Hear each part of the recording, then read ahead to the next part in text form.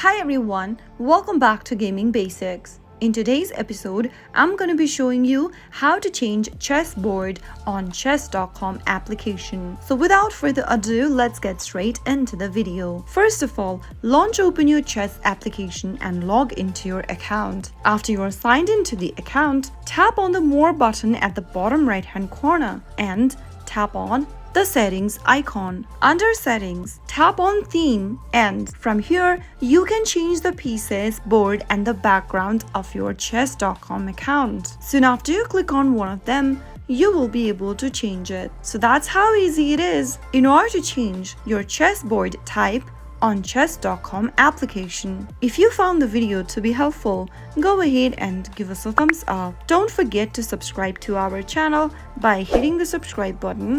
Also press on the bell icon so that you'll never miss another upcoming upload from us. I will see you again in the next episode. Goodbye till then.